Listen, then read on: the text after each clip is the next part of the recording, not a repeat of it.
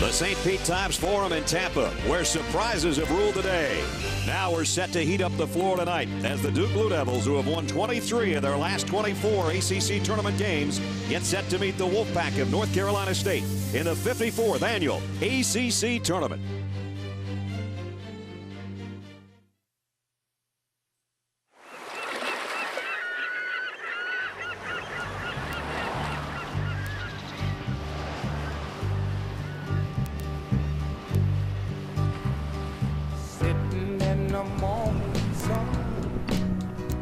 I'll be sitting in the evening sun,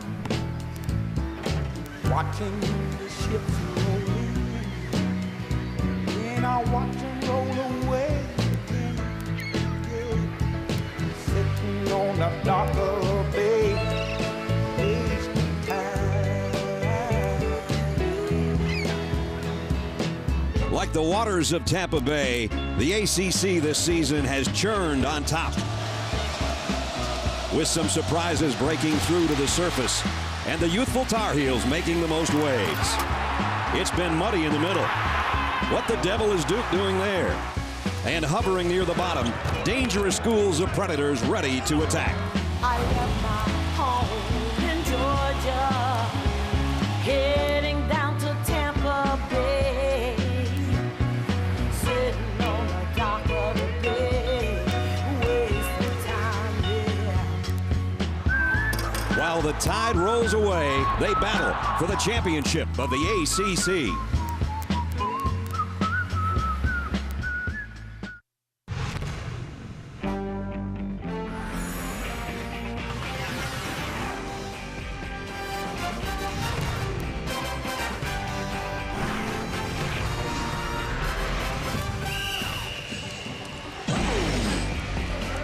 Tampa, Florida, the site of the 54th annual ACC Tournament. The hugging will stop in about 5 minutes. You're watching ESPN's coverage of Championship Week, presented by Dick's Sporting Goods. And it is the ACC Tournament, the matchup, the number 21 Blue Devils of Duke against the Wolfpack of North Carolina State.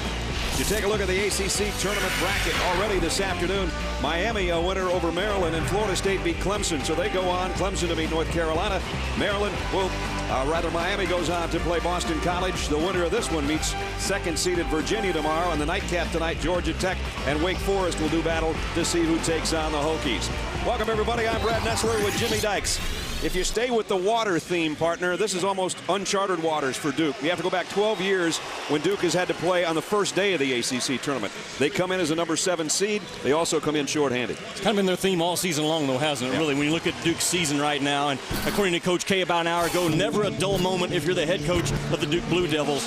And they go at it tonight without Gerald Henderson because of, boom, the hard intentional foul right there. Gerald Henderson will serve a 1-game suspension tonight, and all of a sudden the Duke bench that was not deep anyways becomes even shorter and is no longer a lock to advance in this tournament up against North Carolina State. Henderson could play tomorrow if Duke was able to advance. He can't sit on the bench either. There he is in the tie and the sport coat, and he'll have to watch from that vantage point. Jimmy, what does that do to Duke tonight against North Carolina State? You know, Duke has struggled to score the basketball this year, Brad, and this is a guy that has really come on in the last 2 weeks. He's providing about 8 points a game off the bench, so now the bench doesn't have the productivity. Coach K has to use a guy like Potsus, maybe even try to shorten the game himself a little bit, which could play right in to NC State's hands. Let's take a look at our Star Watch, our American Century Star Watch, and Engan Atsur is part of that, playing in his final ACC tournament. He didn't play in the first game, or the only game, I should say, in the regular season against Duke.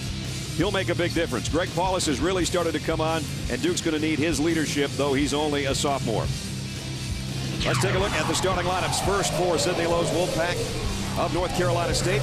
Here's how it goes in the backcourt. Engan Atsur and Courtney Fells, the guards. And up front, Grant McCauley and Brandon Costner, who is on the all-rookie team. And for Mike Krzyzewski, a young team. Paulus, Shire, DeMarcus Nelson's their leading scorer. And up front, David McClure gets a start for Henderson with Josh McRoberts.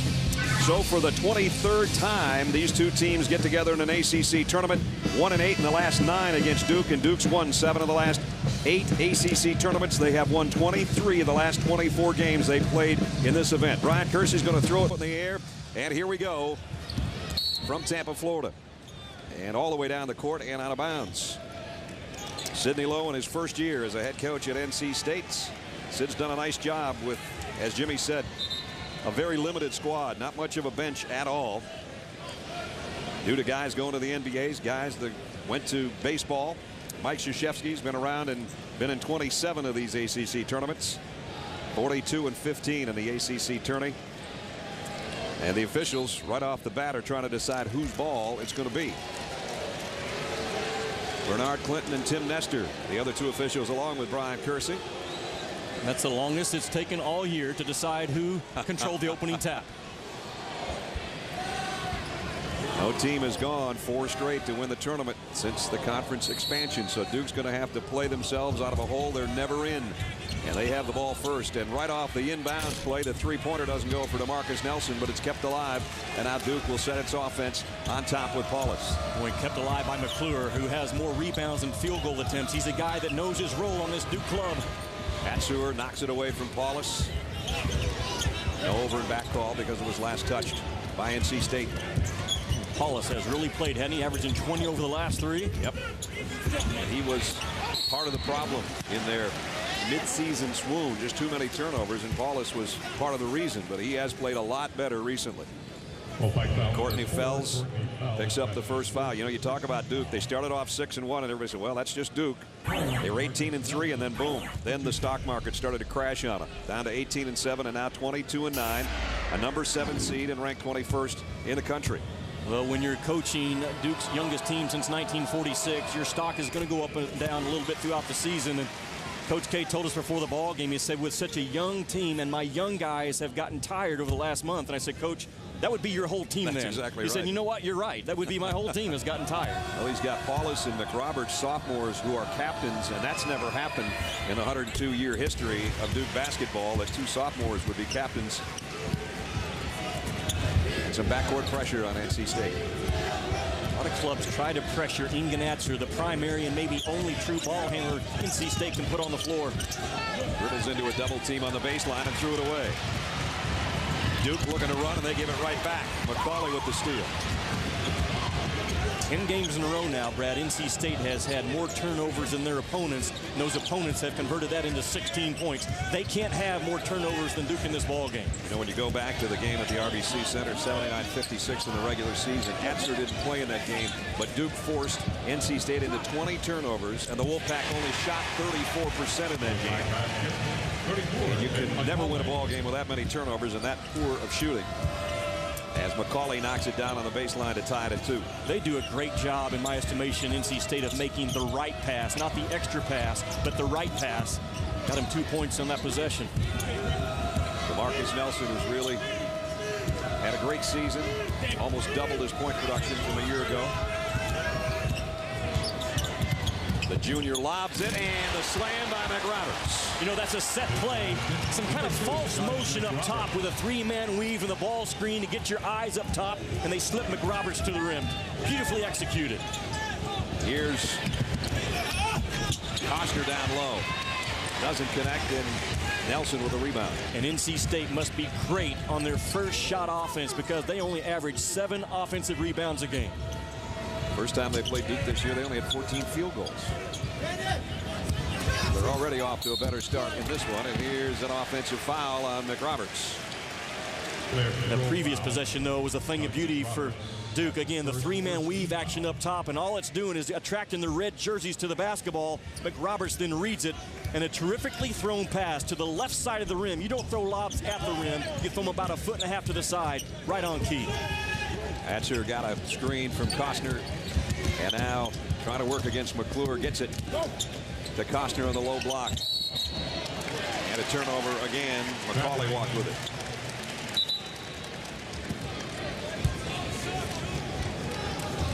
He had some success in this tournament as a player, didn't he, Sidney Lowe? Yes, he did, especially in '83 when they went all the way through and all the way through to the national championship. Last 10 games, 15 turnovers, 2 already here early, and another offensive foul. ACC Tournament MVP, Sidney Lowe, back in 1983. And he kept his club in that Maryland locker room over the weekend.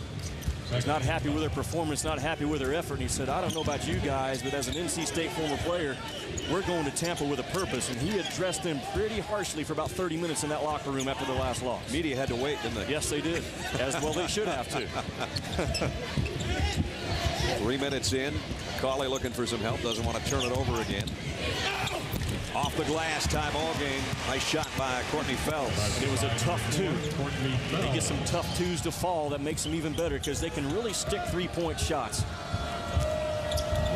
Atzur is the leading active three-point shooter right now in the ACC tournament. 211 career threes. McClure on the drive, missed a rebound off to McCauley. And NC State has a chance to lead for the first time. I think Duke will try to crash those offensive boards because NC State not a threat to rip and run the other direction on you. You can crowd the offensive glass against the Wolfpack. Atzur taking another three. This one's off the mark.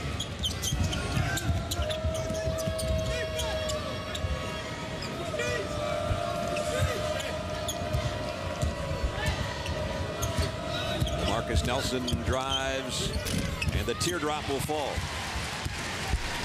4 for Nelson.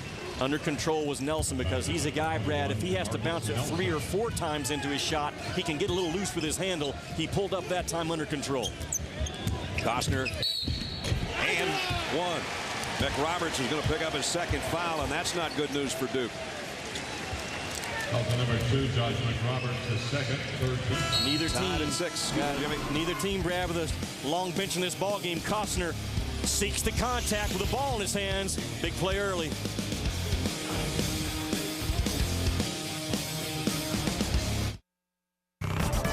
ESPN's exclusive presentation of college basketball is presented by Dick's Sporting Goods. Every season starts at Dick's. And in part by a new kind of crossover vehicle, the all-new Kia Rondo. Kia, the power to surprise. You want to talk about a perfect day and a beautiful night in Tampa, Florida. Aerial coverage courtesy of the Outback Steakhouse Airship. The Bloomin' Onion won. And Duke tied right now with NC State, but they have dominated this ACC tournament in the last 9 years. They won 7 regular season and 7 of the last 8 tournament titles. It doesn't seem to matter who's been wearing the jersey from Shane Battier on.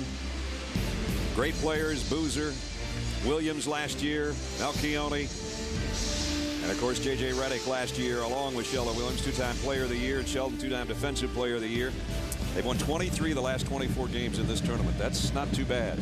Brad, this league, they judge themselves by how do you do against Duke and how closely can we narrow the gap. And the gap has been narrowed a little bit in this league. Again, Coach K with the youngest team he's had since 1946, a big reason why. McRoberts on the bench early is not a good sign for Duke. No, with Zubak and Thomas both in there now. So the bench just got shorter. We marked down 15:53 when McRoberts picked up his second foul. Brandon Costner doesn't capitalize on the three-point opportunity, so we stayed deadlocked at 6.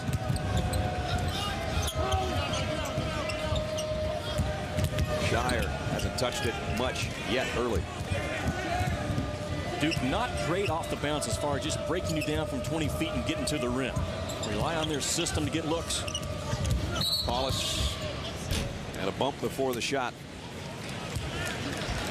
Foul's going to be on Neiman, who had just checked in for NC State.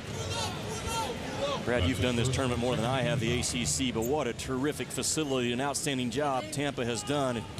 The ACC still, again, the granddaddy of them all, has a Final Four feel to it, does this city right now. Boy, and the in-state teams did pretty well today, didn't they? Oh, wow. If you missed it, Miami shocked Maryland 67-62, and Florida State over Clemson. So the state schools in the ACC tournament in their home states doing awfully well this afternoon.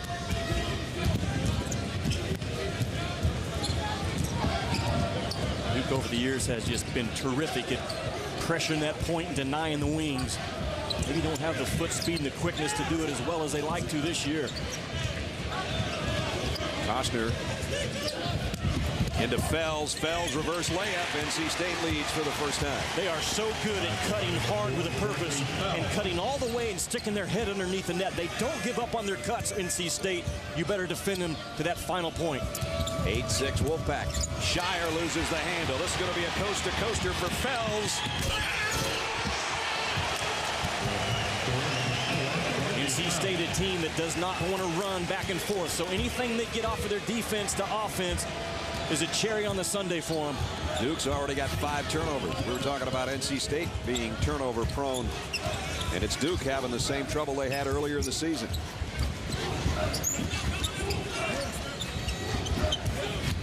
Paulus to pull up from about 17, and he got it. I think he's the best shooter at the point guard spot that Coach K has ever had. Had a lot on his plate. He certainly embraced the role of a Duke point guard when he could have thrown in the towel in mid-January. He stayed in love with the position. Oh, what a nice dish, and I mean an easy dish to Costner from McCauley. And Brett, they will pick you apart now on those off-ball screens and off-ball cuts. And they go one at a time. It's in rhythm. They move with a purpose. Paulus trying to break down Neiman. He'll try a heat check, and he's got back-to-back jumpers. Paulus, who in the last 4 games has averaged 18.5 and 52% from the floor, buries a couple of outside jumpers to keep Duke within 2. I talked about him embracing the roles of Duke point guard, which I still think is the most high-profile position in college sports, along with the quarterback at Notre Dame and the quarterback at Southern Cal, is the point guard at Duke. 31 minutes corner into the Wolfpack. There's the numbers in the last 9 games, so it goes back a ways. He's been playing a lot better the second half of the season. NC State turns it over, and Duke's got a chance to tie this trip. Even knowing that Paulus has hit 2 jumpers on him and a switch off and ball out of bounds. Sidney Lowe, the head coach, says, wait a minute, thought it was ours. Back in the state. And that's what he's letting Bernard Clinton know about. Engenatzer comes back in for NC State. To me, one of the great measures of any true point guard, the offense should look different when you're not on the floor. For NC State, there's not a better example in the country than that. When Atzer is not on the floor, the offense looks completely different. Absolutely. Nelson got his man to drop his guard, but missed the jumper, and Costner will clear it. So think about it. Zubek has to check in off the bench now because of McRoberts instead of a guy like Henderson. So you're getting 1 point instead of 9 points out of Henderson on the floor. And now Zubek's got foul trouble of his own. McRoberts, who's been out since the 15:53 mark, so it's been over 3 minutes already, and McClure comes back in for Duke. Shire will get a rest. Gerald Henderson was scoring 1 point every 2.5 minutes that he was on the floor. That's how productive he's been in the last month. What a great dish by Costner to Clark. Boy, you can't have a better pass than that one from the big man. You know what? Costner and McCauley, the inside guys for NC State, they play the game 1 pass ahead. The same mentality as a point guard. Atzer, McCauley, and Costner, they're all point guards on the floor for the Wolfpack. Remember when I said NC State only shot 34% the first time these 2 teams played? Wolfpack has hit its last 7 in a row. But why? Because they're getting much better shots because of the calming influence of Atzer. He's the engine, the tone setter. There it is again. Costner for 3, airmailed it to Nelson on the backside. And Nelson, the pass ahead, McClure leaning in. Can't get the shot to drop. And the rebound, last touch by whom? It'll be still Duke ball. 22. Krzyzewski going to his bench with Lance Thomas again coming in for Zubek. I like what he did with his team this year, though. Coach K did not let anyone, media, what other teams were doing to his ball club influence how he and his staff handled his kids. He said, we're going to stay on our timeline. If we have success this year, that's great. If it takes till next year, so be it. Paulus for the offensive foul. And a timeout. NC State's with the lead here in the first half. 11:56 remaining in the first half. Duke with some turnover problems and the Wolfpack with a 2-point lead.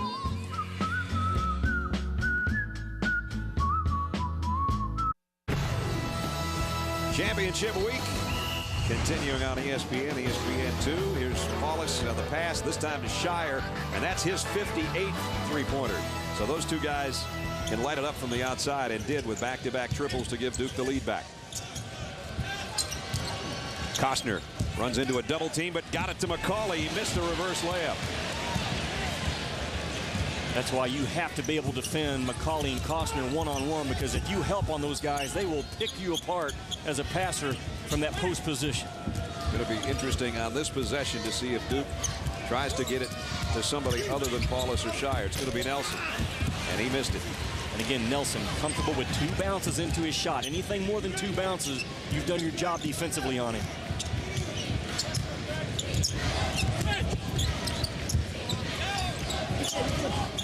Atzer, one of those point guard, Brad, that you don't speed up. He's going to play the speed that he wants to play, and he wants his team to play. His mom and dad made the trip over for senior day and have stayed there at the tournament. 7 on the shot clock. He's going to put it up from the free throw line. Costner keeps it alive and off the glass. 2-point game. Cannot afford that to happen if you're Duke, because NC State only gets 7 of those a ball game. You got to keep it at 7 or less. McRoberts is at the scorer's table. He's been out a little over 7 minutes. Mike Krzyzewski's about ready to bring him back in, though. It'll be interesting to see how he plays defense in the next 8 minutes of this half, trying to avoid that all-important 3rd foul. Right now he's not in there, but he wants to get in there, and Duke has turned it over again. And this time it's going to be on an offensive foul on McClure. Championship week presented by Dick's Sporting Goods continues tonight on ESPN and ESPN2. College hoops doubleheader at 9 on ESPN. It's number 19 Marquette and number 11 Pittsburgh. Quarterfinals of the Big East Championship presented by Aeropostale. And at 9:30 on ESPN2, Baylor and Missouri get together. First round of the Phillips 66 Big 12 Championship.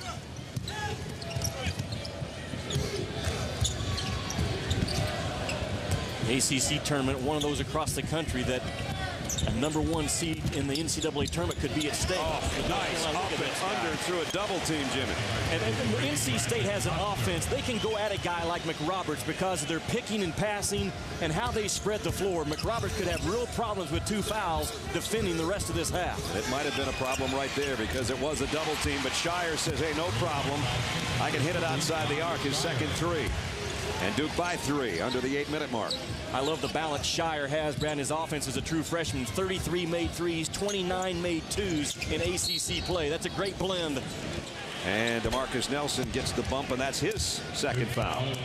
So Duke in front with 7:47 remaining in the first half in this first round ACC game. Watch this move by Costner through 2 guys for the deuce.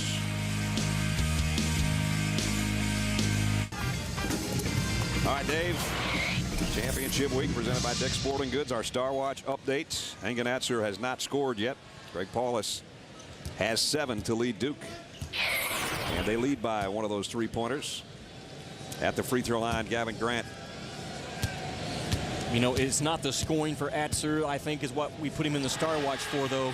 It's everything else he does. He keeps everyone in their natural position. He sets the tone and the speed that Sid Lowe wants this club to play with. He's an extension of Sid Lowe on that floor. Without him, NC State is a totally different looking ball club. Grant missed the second rebound. NC State's going to keep it alive, and it's Grant that comes up with it. And goes all the way to the rack. Almost got fouled again, and then on the backside scores off the glass to tie it up.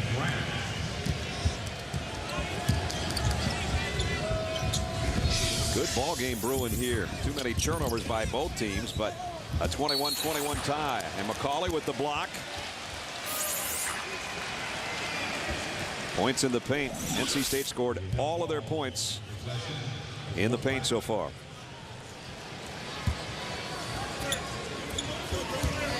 Brad, I go back to the set play NBA offense that Sid Lowe has brought to this program. They can isolate guys, and so someone like McRoberts now is really put in a bind. And an offensive foul on NC State. And it's going to be on Costner. Foul number 33, Brandon Costner, his fourth team foul. No Duke coming in off of 2 losses. They're playing for the first day on the first day of this tournament, and since 1995, you knew they would like to come in and make a Duke statement early in this ball game. So far, they haven't been able to do it. NC State hasn't let them do it. The crowd realizes that too. The feel in here right now, it's like somebody had too much seafood for lunch or something. Everybody's sitting on their hands waiting for Duke to make a big run or NC State to start thinking upset. And here we are stuck on 21. That could happen in Tampa. You could have too much seafood for lunch. Well, what a great time we had last night, speaking of seafood, out at Dick Vitale's house honoring Fred Bearcat from the ACC is another drive by a big of NC State. What a terrific evening it was, huh, partner? It was. Dick and Lorraine hosted a party for Fred Bearcat, who after 26 years of basically running the ACC tournament is set to retire. And he and his wife Florence and a great crowd, coaches and wives and media members and friends, and we had a blast at Dick's palatial estate last night. Again, this is NC State's offense. Their bigs can catch it on the floor from 25 feet and go all the way to the rim. Now, that shouldn't happen. Although they can do it, that should not happen. A white jersey has got to slide over, step up with a purpose, and make that big give up that basketball. Point production just dramatically increased by those three guys. It had to. They had to come from somewhere. Atzer hasn't scored yet, 79% free throw shooter, and it rolled out. So NC State has left a couple out there. They lead by 2, and we approach the 6-minute mark here in the first half. You know, I knew it going into that party last night about Dick Vitale, and I came away with it reinforced. The most generous, pure guy in college basketball. That guy, if anyone deserves to be in the Hall of Fame on this year's ballot, it is Dick Vitale for what he has done for all of the game of basketball. My goodness. And he is a finalist. And, of course, all of us that work with Dick and are friends with Dick hope that that is the case at the Final Four, that he'll get in. And a well-deserved honor will be if he does. Grant on the outside, missed a 3. DeMarcus Nelson with a rebound. Duke looking to push it here a little bit. They had numbers momentarily. McRoberts is fouled as he got the pass away. And the foul is going to be on McCauley. Championship week presented by Dick's Sporting Goods continues tomorrow on ESPN2. Couple quarterfinal games for the ACC Tournament, Florida State and North Carolina. Then at 2, Miami takes on Boston College. Those games are blacked out on the ACC markets. All championship week games are also available online at ESPN360.com. Those were, I don't know that the first one was a surprise, but the second one certainly was. Florida State, Al Thornton had a huge game, 25 points and 11 rebounds, including the game-winning free throw. And Miami beat the hottest team in the conference, Maryland, by 5. Here's Porteous with the outside jumper. They've needed the outside shot of Porteous all season long. A guy they thought might replace some of the departed points of J.J. Redick, only averaging about 1 or 2 points a game. He needs to step up tonight in the absence of Henderson. Mike Krzyzewski was telling us that before the ball game, and it pays off with that jumper on the baseline. Grant with a crossover dribble, and now looking to get rid of it. 3 seconds. 3-second lane violation. And another North Carolina State turnover. Gavin Grant is just good enough off the bounce to get himself into trouble. He's not good enough to break you down and do something good. He's good enough to get himself into trouble at times. Here's Shire, the freshman. Fakes the shot and gives it up. DeMarcus Nelson weaving through traffic. Got his own miss somehow underneath. And Shire's wide open for 3. Got it. That's his 3rd of the first half. 60 for the year.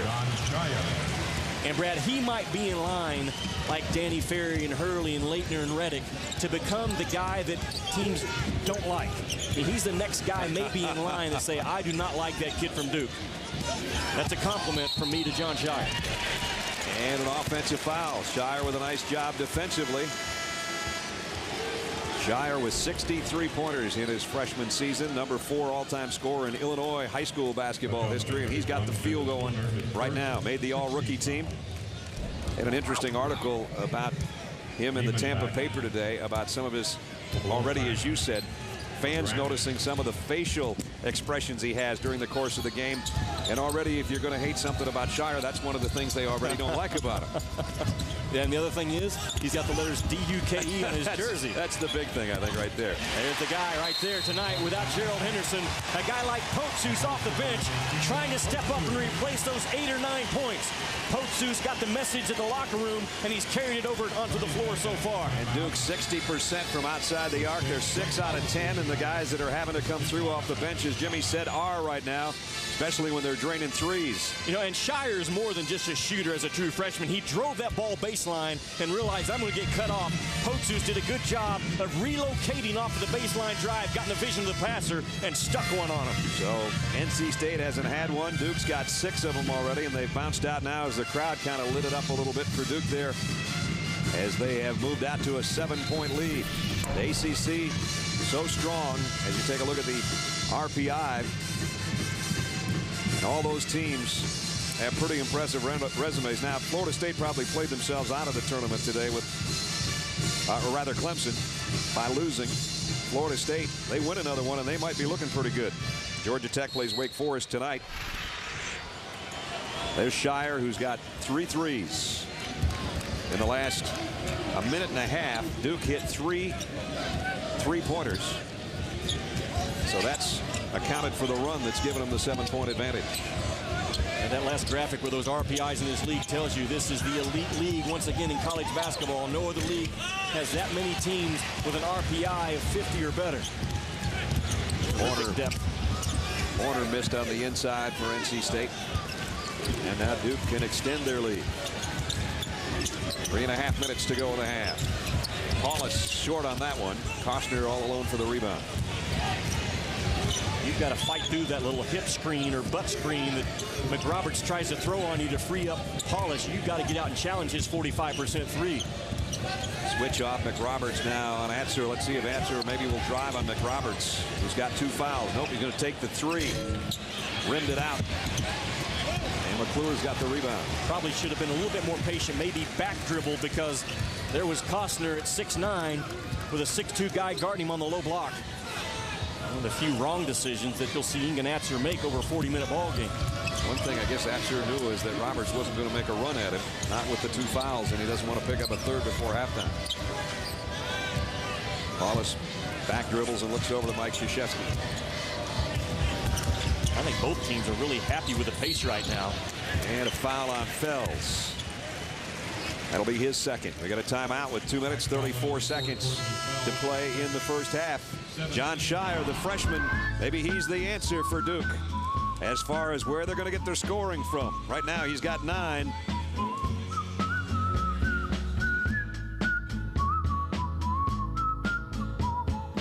All right, Dave, we'll see you in about 2.5 minutes.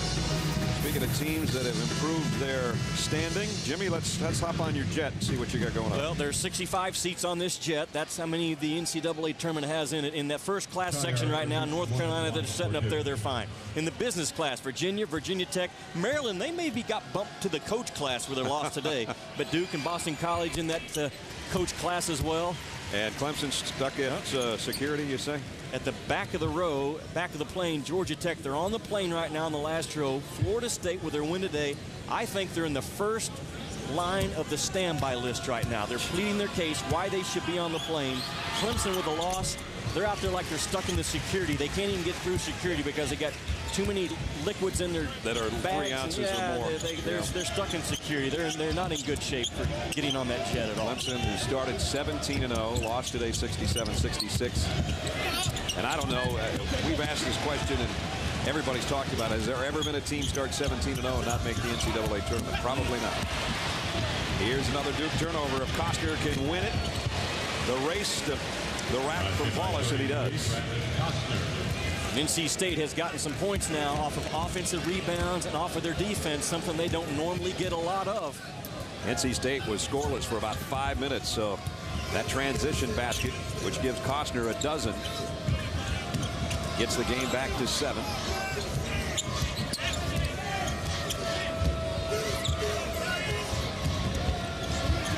Shire's the hot hand right now for Duke. Paulus is well aware of that. But it's stripped by Atzer. McClure got it back. 2 seconds on the shot clock, and Potsu somehow found an avenue to get in there. He's got 7 points. And Brad, in March, when part of your strength is on the bench, either for an injury or a 1-game suspension like Henderson, someone has to take up that slack. So far, it's been Potsus in this ball game. Costner's having a great first half. He missed in close, got his own miss, and missed again, but he's fouled. What I like about Potsus is when he comes in, he's thinking, I'm a scorer. He's only averaging 1 point in ACC play, but mentally he thinks he's a 10-point-a-game scorer. So he gets his opportunity in this ball game. He has stuck some threes, and you go out and take away his reference points, which is a 3-point shot. He can also slide to the rim. The reason why he's on the floor, Gerald Henderson with that 1-game suspension. Costner is having a great first half. Top freshman scorer and rebounder this year in the ACC, Brandon Costner. 6'8" freshman. He actually played in 5 games last year before a stress fracture in his leg forced him to the sideline. And to be quite honest with you, I think in the voting for Rookie of the Year, that probably hurt him that he actually was in uniform last year. Because when you look at his numbers, and with all due respect to Brandon Wright and Javaris Crittenden, I'm not sure that kid shouldn't have won the ACC Rookie of the Year award. Minute 11 remaining, and a 7-point Duke lead.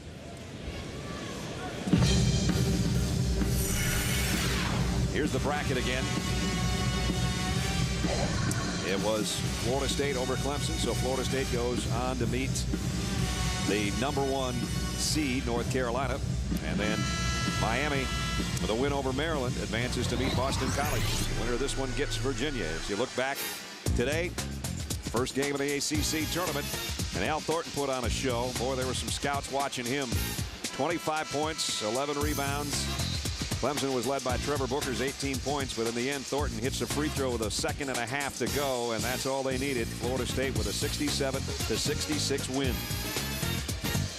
And my thoughts on Florida State, Brad, if they do beat North Carolina tomorrow, I think there's no way you can keep them out of the NCAA tournament. They might get in anyways. And if they do, Al Thornton, as talented as he is, he's one of those guys that can win you a game or two that first weekend, all by his NBA future potential talent that he's got. He is that good. If you have not seen him play, tune in and watch tomorrow. Under a minute now. Duke up by 7 and using some shot clock here. Shire. Potsus with 7 and kicks.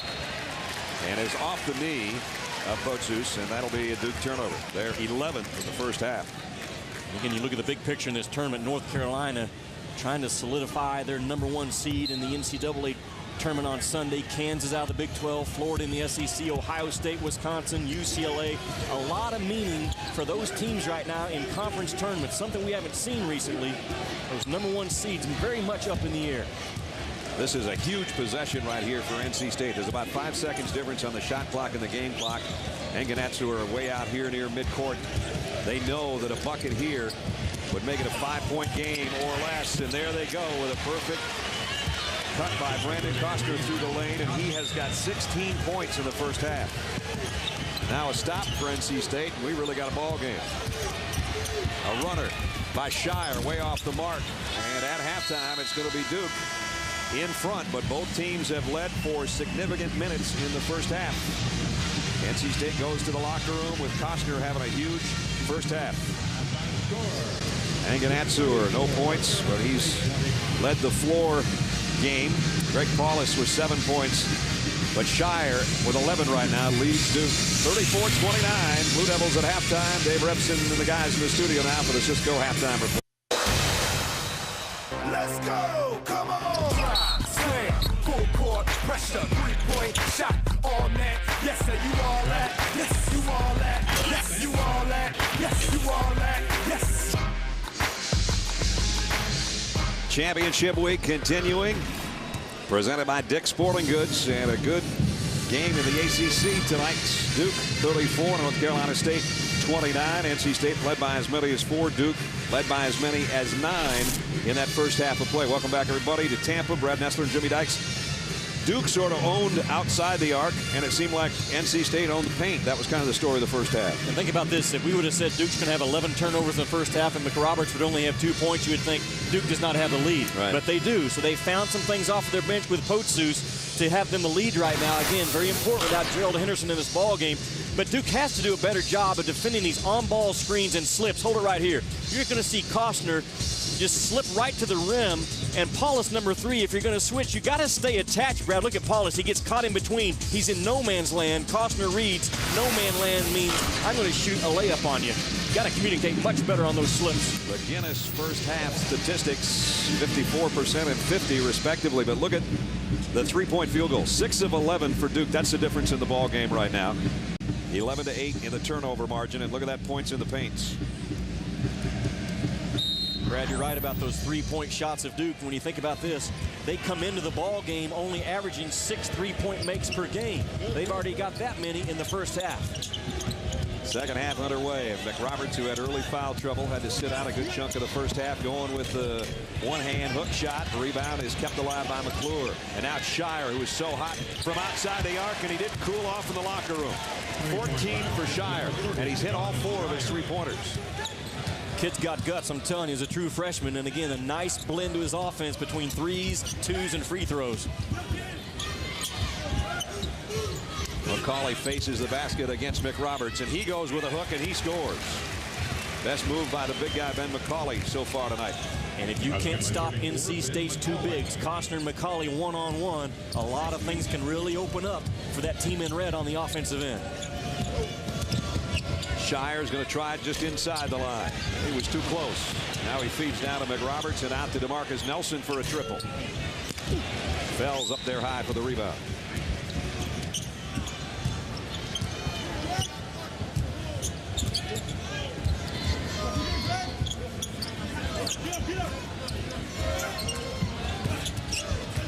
Pick and roll, and it's Atzer doing all the rolling. Missed the layup. Atzer is 0 for 5 from the floor. Nice flip back by Paulus, but then the ball's intercepted by Costner. So Duke turns it over again.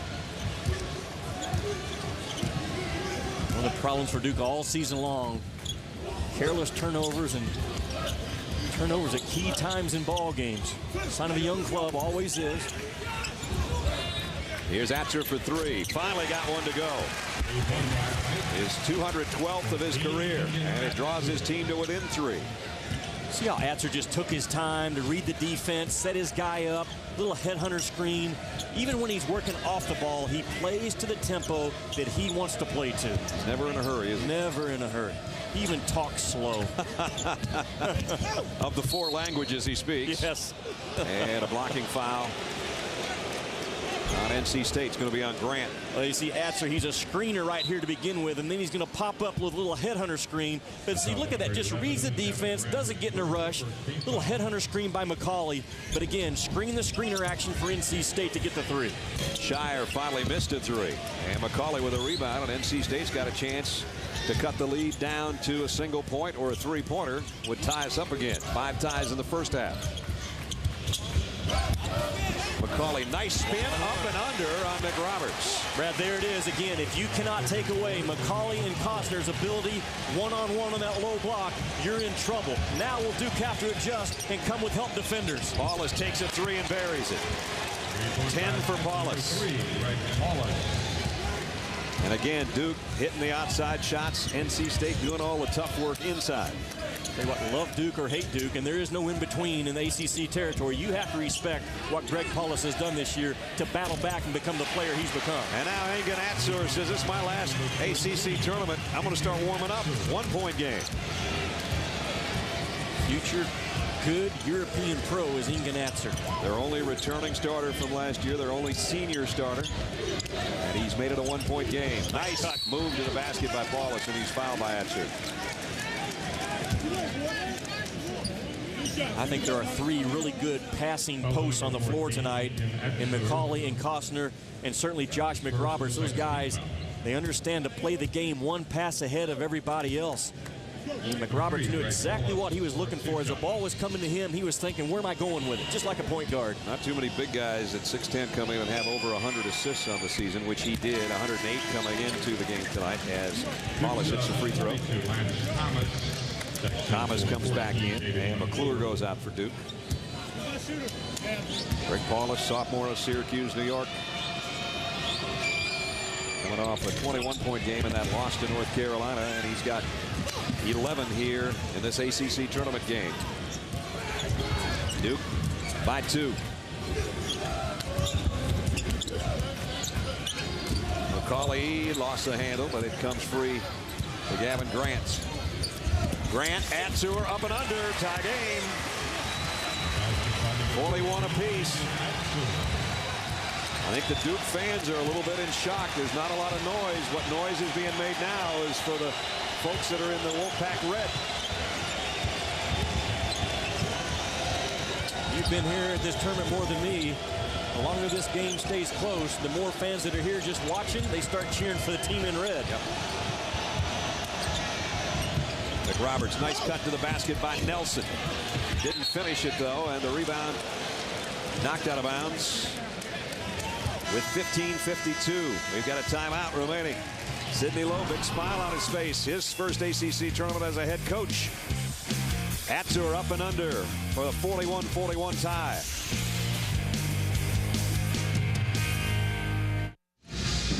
Tie ball game, 41 apiece in this first round ACC tournament game here in Tampa. And Engen Atzer hadn't scored at halftime. Has scored 8 points in the last 2 minutes and 10 seconds, including that three, and the reverse layup just before the break to tie the ball game at 41. You know what, Brad? He's a character guy. And a character guy during championship week as a senior can take ownership in a ball club like Atzer has done in the last couple of minutes. If you're Sidney Lowe, you love to have a guy like Atzer that knows we lose, we go home. He's going to fight you the entire 40. McRoberts on the low block. McCauley on his hip. Josh with a hook shot. Doesn't get it. And the rebound is McCauley's. McRoberts has really struggled from his freshman year last year to his sophomore this year, embracing the role of a superstar and the playing with the pressure if you need to get 16, 18 points a game. It's not easy to do. When you're a complimentary player and you got J.J. Redick and Sheldon Williams, it's a lot easier to be one of those than somebody say, okay, you're a captain, now you're a sophomore, go do it and be a star. And it doesn't work out that way. Not that he hasn't worked awfully hard at it. He's got some good numbers. Still the only player in the country to average 10 points, 7.5 rebounds, 3.5 assists, and 2.5 blocks. That ain't bad. No, here's a whistle and a foul on DeMarcus Nelson. And that is going to be 3 on Nelson. There's the numbers for Josh McRoberts, 21, the Nelson, sophomore from Indiana. that's his At the third, free throw line, 17 Gavin Grant can give NC State its first lead of the second half. But ideally, what Duke needed out of McRoberts this year, in my opinion, was for that 12 points to be about 18, maybe 19 points. Gavin Grant has one more. Grant's 2 out of 3 from the free throw line.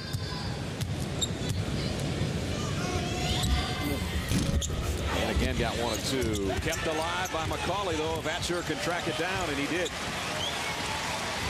So now it's State with a lead and the basketball back. Atzer running all over the court, trying to free himself. In the meantime, a whistle and a foul on Lance Thomas. Number 42, Lance Thomas. That's his second. 42-41. You know, hot teams sometimes, like Maryland, doesn't matter how hot you are when you get to tournament time. And speaking of hot, how about the Winona State Warriors? My friend Mike Leaf in Winona, Minnesota, the Division II club. The Warriors haven't lost since last January. 52 straight games. They play in the Division II playoffs. I believe their game is on Saturday. I just wanted to give a shout out to a good friend who's got a great basketball team. 52 straight, ties the record set by Langston of Oklahoma back in 1943 through 46. Wow.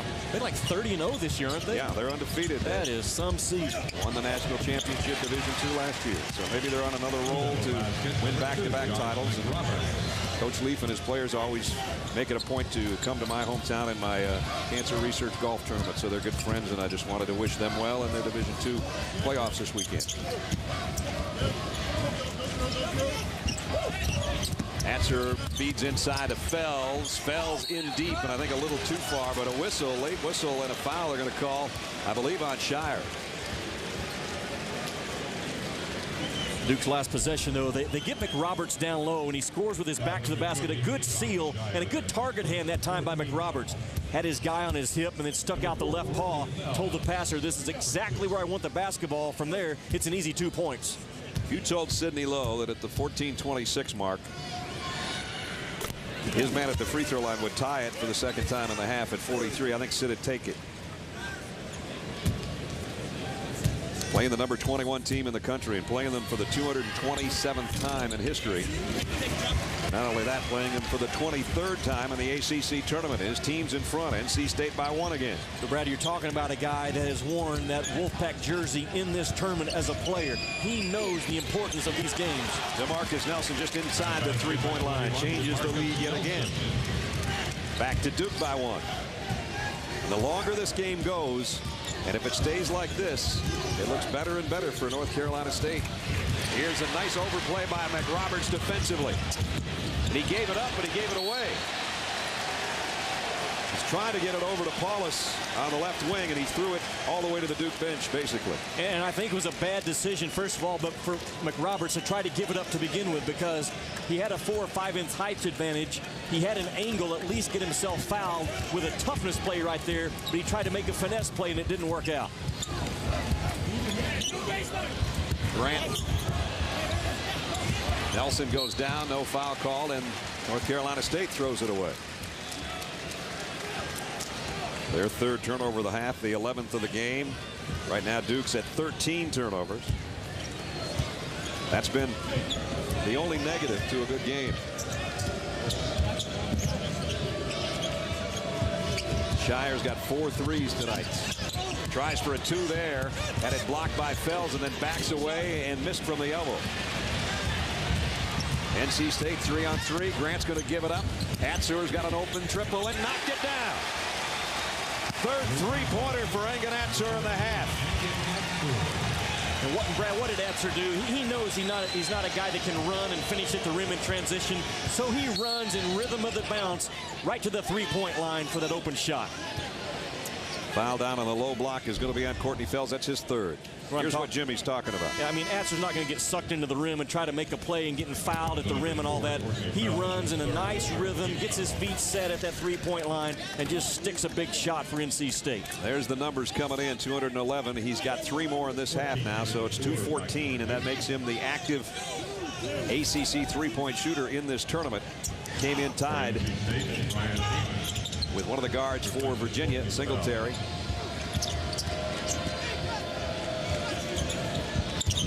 Now it's a 2-point North Carolina State lead. Hatsuer going to the deck. Got a timeout called. Duke turns it over again.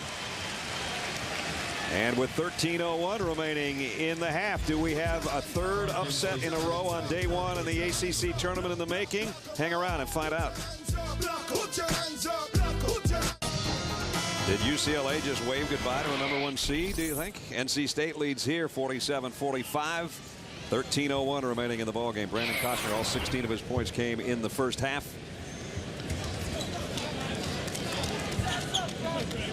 And NC State to inbound in the backcourt, and Duke with some full court pressure this time. Brad, normally this time of the year, you can just about bank on a couple of number 1 seeds already having it locked up. That is not the case right now. Again, the importance of these conference tournaments all across the country right now. A lot at stake. Oh, with something like that happening, what if Memphis just continues their steamrolling through their conference and ends up 31-3? Somebody's got to give them a little love there, don't they? Kansas fighting for that spot in the Big 12. Florida in the SEC. Ohio State, Wisconsin. Texas A&M could figure into the picture before it's all said and done. Neiman off his knee and out of bounds. NC State turns it over.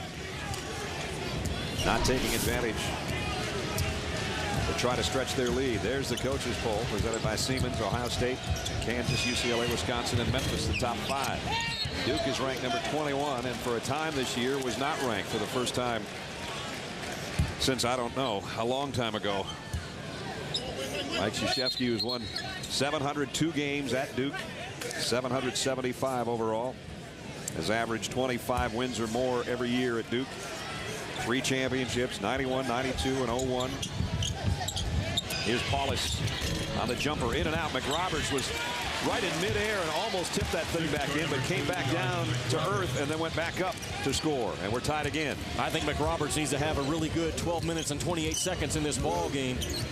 Again, without Gerald Henderson's 8 or 9 points off the bench and energy plays and highlight plays that can, one basket can become 2 or 3, McRoberts might be the guy. Atzer gets it to Costner, who hasn't scored this half. Had it stripped by McRoberts.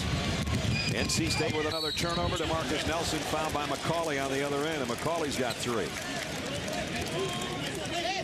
So NC State, and that'll make a coach shake his head. They had an opportunity to make it a 4-point game, back-to-back turnovers, and now they're going to see their lead probably slip away from the free throw line. And Brad, I talked about it. Would Duke have to make an adjustment on the low post guys for NC State? That time they came hard with a double team and come up with a steal because of it. I don't think Duke can afford to play the bigs of NC State one-on-one anymore on that low block. DeMarcus Nelson, another one of the captains, junior out of Elk Grove, California.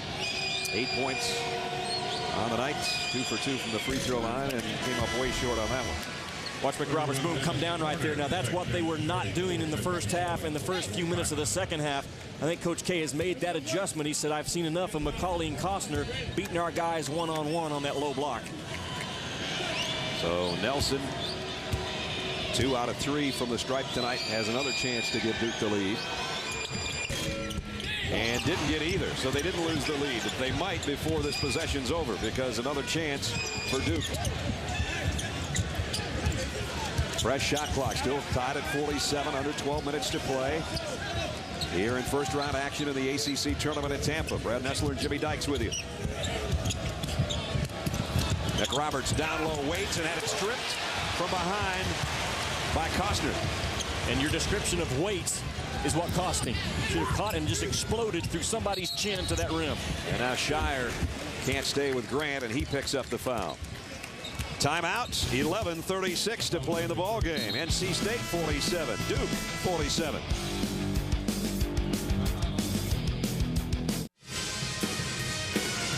This broadcast is available on ESPN2 HD from beautiful Tampa, Florida. And I mean, what a glorious day today.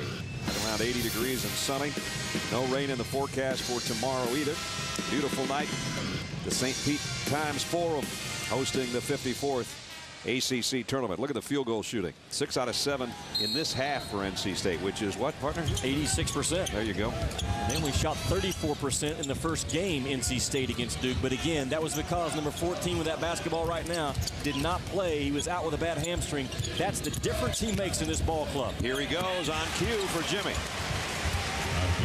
And again, he covers so much ground at the tempo he wants to play. You can't speed him up. He just uses his rear end as a shield to pressure, takes the ball anywhere he wants to take it when he wants to go. He's hit his last 5 shots after going scoreless in the first half. Somebody must have told him he was on our Star Watch at the beginning of the game. Josh McRoberts muscles one up, and we're tied again. And I think McRoberts has to get 2 or 3 more of those muscled up type baskets in this ball game. Get him down that low block and let his size influence this game a little bit. 8th tie of the ball game, even at 49. Costner hasn't scored this half. Still hasn't. Rebound McClure. And Costner knows he hasn't scored this half. He was going to shoot that thing no matter what happened. Bad decision by Costner to fire that thing up that quick. He had 16 points and 4 rebounds at halftime, and has neither. Marcus Nelson and a foul as Grant, backing up, picks up his second foul. Man, watch Atzer drive this basketball. He just takes his time, reads the defense, no explosiveness in his game, but a high IQ angle type guy. And now here's McRoberts going to work. Bounces that basketball, and that's through your chin to the rim mentality out of McRoberts that I think this club desperately needs. Wallace will inbound with a fresh shot clock. Shire's going to try a 3, and Neiman swatted it out of bounds. Neiman.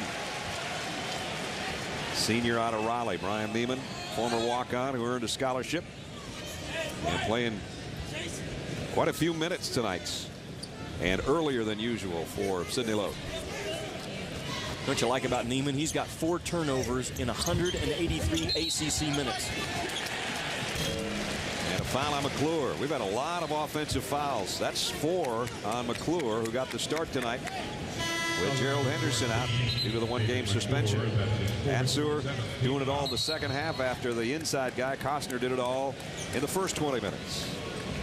Atzer gets a breather, and you wonder now what North Carolina State will look like for the next minute or so, or however long Sidney Lowe gives him a blow over on the sideline. And will Duke try to turn up their pressure with Atzer out of the ball game. Most clubs do. When Atzer goes out, they try to turn it up a couple of notches. Fells gets it out. Grant gave up a 3 and then walks. Not a good choice in either case. Championship week presented by Dick's Sporting Goods continues tonight. 9 o'clock on ESPN. It's Marquette and Pittsburgh, quarterfinals of the Big East, presented by Aeropostale. And then at 9:30 on ESPN2, Baylor and Missouri in the Phillips 66 Big 12 Championship. Halfway through the second half as Paulus launches a 3. Still tied at 49 with Grant and the rebound for NC State. Pull-up jumper this time. Don't know about that shot. I do. It was a bad one. Paulus, great look down to McRoberts, and he has to give it up because the defense collapsed on it. Poach is Shire. Good ball movement, but nice defense by NC State. Paulus says, okay, we didn't get what we wanted. Let's back it out and try it again. You know what NC State did really well there? They recovered the shooters with a low rear end and high hand. I mean, you can't draw it up any better than they just did. Oh, what a pass to McRoberts from Paulus. None better tonight. And right by the ear of a defender. Brad, I said it 2 minutes ago. McRoberts has to have a good 2 or 3 minutes around the rim, being strong and tough. He just slips right to the rim, and Paulus with great vision. But I love the mentality that McRoberts has brought to this game in the last 2 or 3 minutes. Not being a finesse guy, but doing something with some strength and some passion. Boom, right there. And a little bit of flash. Another look as a reverse slam gives him 10 for the game, 8 in this half. He was second team All ACC, and he also made the All Defensive team voted by the media. So his numbers are starting to increase after early foul trouble kept him out of a good portion of the first half. Duke in front, 51-49. Remember, the winner of this one gets number 2 seed Virginia tomorrow. Already, Miami and Florida State have advanced to meet North Carolina and Boston College, respectively. And Virginia Tech will get the winner of the nightcap tonight, Georgia Tech and Wake Forest. The madness is here. Don't forget, fill out your brackets, log on to ESPN.com today and play Tournament Challenge for free. They say nothing's free in life. Log on, there's something free. I saw Boston College's AD Gene DiFilippo at halftime. He said, hey, we belong up there in business class or first class. You got us in coach. That's not right. I saw Gene too, and he was looking for you. He must have found you. 9 minutes and change remaining. Duke by 2. Costner looking to score this half. Has now. 18 for Brandon Costner. Tied again. 9th tie of the ball game. 51-51. And NC State has stayed tied with Atzer on the bench. That was a huge 2.5 minutes for them to go through. And a foul is going to be on Fells, and that'll be 4 on Courtney Fells. So now NC State's got a little bit of foul concerns. See, the double team came, but Costner knows and he feels the pressure more than sees it and goes opposite where the pressure came from. He goes baseline. That was just a good field play by Brandon Costner on the low block. Greg Paulus steps to the free throw line. One of 4 underclassmen in the starting lineup. Jimmy mentioned this earlier. Fewest upperclassmen on a Duke team since 1946. And the last time they had this many underclassmen in a starting lineup was 1984. They had sophomores named Johnny Dawkins, Tommy Amaker, Mark Allery, and one Jay Billis. Those guys all turned out to be pretty good players, didn't they? Pretty good analysts. Yeah, pretty good everything. Yeah, pretty good everything. Pretty good coaches. Johnny Dawkins still on the Duke bench as associate head coach, of course. There's John. All-time leading scorer in Duke history before J.J. Redick came along. All those former Duke point guards sitting over there. Adds to the pressure of guys like Greg Paulus trying to evolve into the next great point guard. And he's handled it awfully well the last 6 weeks. Nice job by DeMarcus Nelson to hold his ground and force the offensive foul on Gavin Grant. That's Grant's third. Sidney Lowe didn't like it much. You know, you talk about Duke having turnovers, and you look over there and you see Chris Collins and Steve Wojciechowski and Johnny Dawkins, and you know every time there's one of those turnovers that wants to drive you crazy, all 3 of those guys want to roll their eyes. Sure. And go, are you kidding me? You know, but I've actually watched them tonight. They're right across from our broadcast position, and they don't change expressions on their face. They have done a great job with a young team of not letting what they did as players affect this ball club. Talking about point guards, we're kind of forgetting about the head coach was a pretty good one. Yes. Sorry, Mike. Tough. Very tough. Very competitive. 15 on the shot clock. Has a little weave with Shire and Nelson and Paulus out on top. And now Paulus gets an open three. Got it. Greg Paulus, third three of the night. And Duke gets out to a 5-point lead. Biggest lead they've had in some time. They stretched it to 8 at one point in the second half. Led by 5 at the break. And now they're back up by a handful, 56-51. Boy, NC State in dire need of a basket right here. Don't want to let Duke get too far in front. McCauley, that's just plain muscle with one hand off the glass. McCauley's got 8. But Brad, what happened? Again, McCauley catches it on the low block. No double down defense comes out of Duke, and McCauley's allowed to bounce that ball 2 or 3 times into his shot. Now Duke runs the same offense with that weave on top. Paulus got a 3 last time. This time McCauley gets on him defensively. But Nelson will pull up from long range, and he scores. Almost the same result, 10 for DeMarcus Nelson. The big-time shot by Nelson, but a bigger-time play by Paulus, because he's the guy that sucked in those red jerseys and knew exactly where Nelson was the entire time he was driving that basketball. Hatzer goes to the deck as he's fouled. I think it's going to be on McRoberts, although Paulus was there as well. Duke foul number 2, Josh McRoberts picks up his third. That's his third. Here's Paulus as he got around McCauley, knocked down his third 3 of the night. 16 for Paulus. Duke in front. Longtime ACC corporate partners. ESPN's exclusive presentation of college basketball is presented by Dick's Sporting Goods. Every season starts at Dick's. And in part by Volvo. Experience the full line of 2007 Volvos. Who would you give a Volvo to?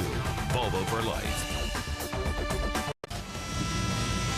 All right, Dave. So Louisville, West Virginia game has turned. This one has turned many times. Lead changes, 9 ties. Right now, Duke has the advantage that they had at halftime, up 5, courtesy of Greg Paulus and Josh McRoberts, who have really put on a second-half performance.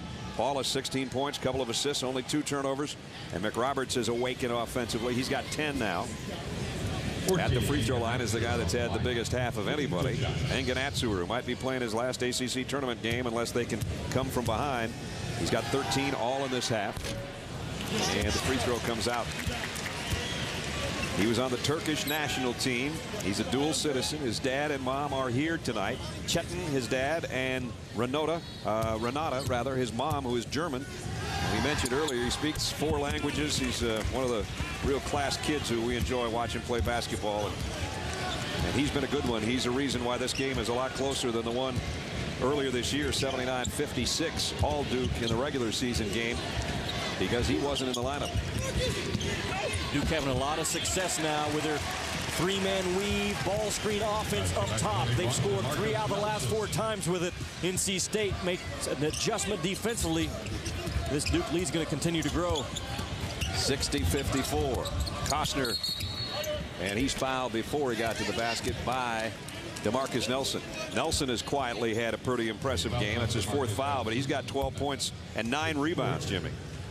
That time the double team did come down on Costner, and Costner read. And again, Henderson not in the ball game tonight, Brad. And you know, I had a great conversation with Mike Krzyzewski back in November about the responsibility of players and coaches, announcers, officials, protecting and respecting the integrity of the game of basketball. And I feel this with all my heart, that if Mike Krzyzewski would have thought that the intentions of Gerald Henderson were to hurt and bloody the nose of Tyler Hansbrough, he would have taken that 1-game suspension another step. And I think after all the review of film, talking with him, I think he respects the game of basketball enough that he made the decision that the ACC was enough of a penalty. His dad looks on, and his son can only watch in street clothes as his team is up by 4. He's doing a little praying over there while he's got the tie on, and watching his team on the floor against an NC State team that came in with only 5 wins in ACC regular season play, and they're giving Duke all they can handle. And a walk on McRoberts. That's the 17th Duke turnover. So NC State's got another opportunity to draw closer.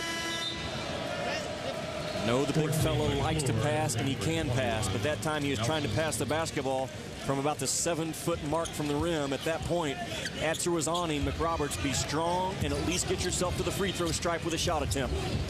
McRoberts has turned it over 5 times. Atzer waiting and waiting and finally got it to Costner where he wanted it to get into, but it's also a double team. Going right back inside. Costner off the glass. Brandon Costner 22. And it's a 2-point game. Now the NC State fans are making some noise again. And Duke is going to squelch the noise right there as Mike Krzyzewski says timeout. NC State passes that ball so well. Look at Costner, feels the defense. He does a good job of posting and reposting because he posted, they took it away, and he goes right back and posts again. And this time he goes away from where the help defense is coming from and goes to the baseline side. What I love about Costner, Brad, he can score equally going either shoulder. That's really rare for a redshirt freshman. Well, he was on the all-freshman team, but speaking of all ACC teams, how about the first team overall as we take a look for you from the sands of Tampa? Player of the Year, Jared Dudley of Boston College.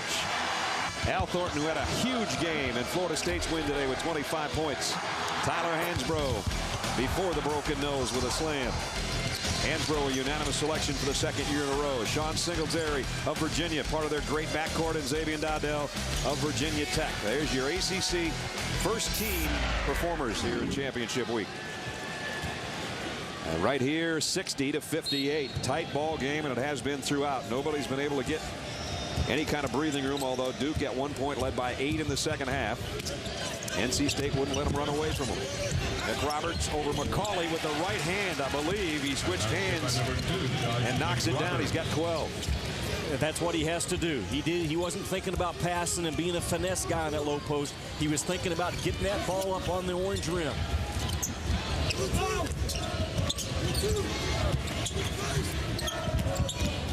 Costner getting back in the offensive flow.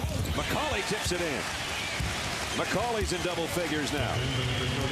I said it this past weekend. We were doing their game at Maryland. McCauley's the kind of guy that arrives to the gym in a bad mood, and he plays the game with that type of mentality. So 50-50 balls, a lot of time they go to the guy that's in the worst mood. What'd you say to him before the game? Something about, I think you're the toughest guy in the ACC? Yeah, he lit up, man. He loved it when I told him that. It'd be a hard call in my eyes between him and Tyler Hansbrough as far as toughness. Those two cats come to play every night. And here's the follow by McCauley. That'll tip in just when it got out of the cylinder to give him his 10th point and make it a 2-point game again. 4:37 a chance. NC State this trip down to tie it up again.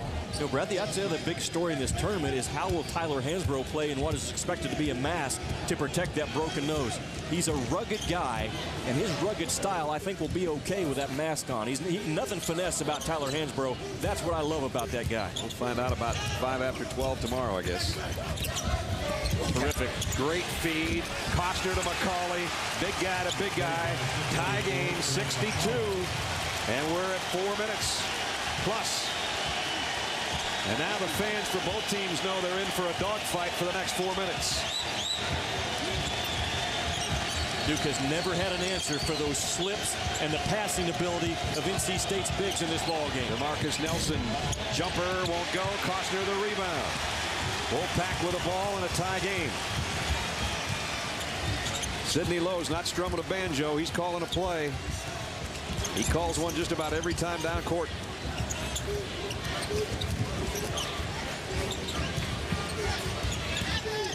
McCauley with McRoberts on his hip. He sneaks it to Atzer. Oh, what a shot!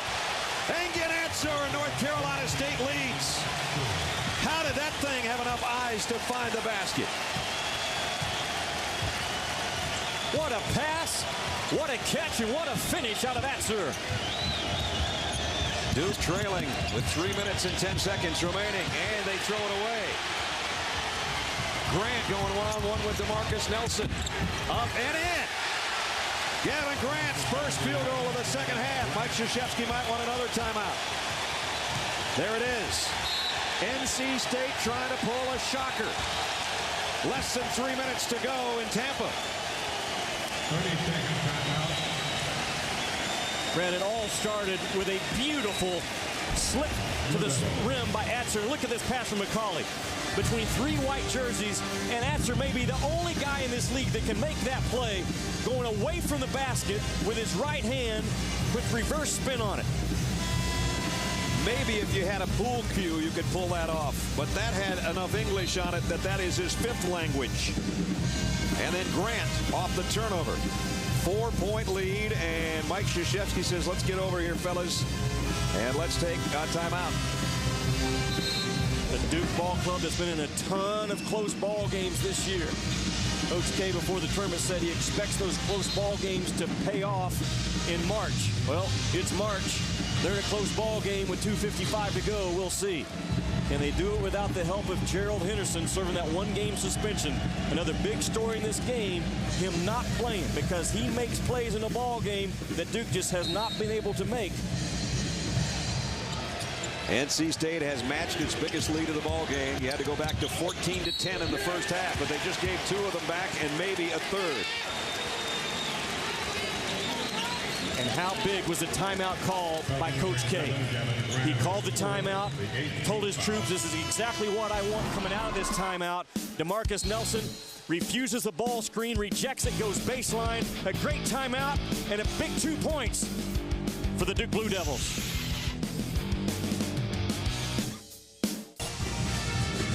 Wow, there's the brackets. Georgetown and Notre Dame have already advanced. Who's going to come out of that Louisville, West Virginia dogfight? You know, Florida State beat Clemson by 1 today. The Miami-Maryland game was a 1-point game with 23 seconds left. And we could have a 1-point game with 2:50 to go if this free throw from DeMarcus Nelson goes in. And the way the regular season went in this league, I think any of 8 or 9 teams coming in had a legitimate shot to win the whole thing. And it's playing out that way before our eyes on this first day. Rips the free throw. 3-point play completed by DeMarcus Nelson, and it's 66-65. NC State with a lead with 2:45 to go. I go back to the timeout call by Coach K to get the bucket and the foul. Get this club right back in it. McCauley going to the deck to try to avoid the turnover. The ball's still loose. And it's going to be NC State ball right in front of their own bench. The big scramble. Nice hustle by everybody, including Paulus, who's the last to get off the deck. Brad, and think about it. Duke has won 23 of their past 24 games in this ACC tournament. They're 235 away right now from being eliminated. The lowest they've ever been seeded was 95. They were the number 9 seed, and they beat NC State in what was then called the play-in game. That's before the conference expanded, of course. They just about got the floor toweled off. That young fella had a pretty big job. There was a pretty good pileup. Looked like NASCAR over there in front of the Wolfpack bench. Teams that get back-to-back stops are normally teams that win in March. Who can do it first? Atzer thought about a shot and instead got it into Grant, who turns and fires, and McCauley keeps it alive. And let's see how much clock NC State will use.